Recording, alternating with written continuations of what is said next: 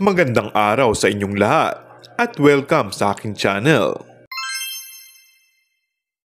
Ibinahagi ni Catherine Bernardo na ang pamilya ang pinakamagandang regalo para sa kanya ngayong Pasko.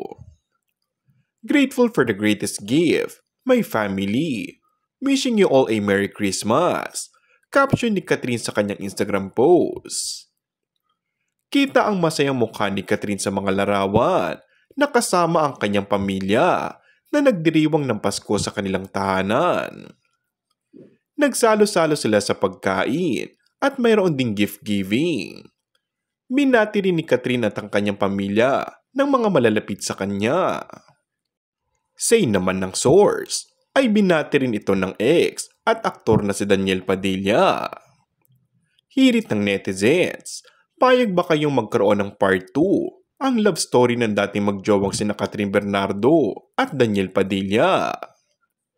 Natanong namin yan dahil napakarami pa rin Katniel fans ang nagdarasal at umaasa na magkakabalikan pa rin sina Kat at TJ dahil sila raw talaga ang tunay na itinadhana. Mas lalo pang tumindi ang paniniwala ng mga loyal supporters ng dating magkarelasyon na posibleng magka-second chance ang dalawa na muli silang magkita at magkausap umano kamakailan. And that's all for our today's video. Kung bago ka lang sa aking channel ay mag-subscribe at pindutin na rin ang notification bell. Maraming salamat!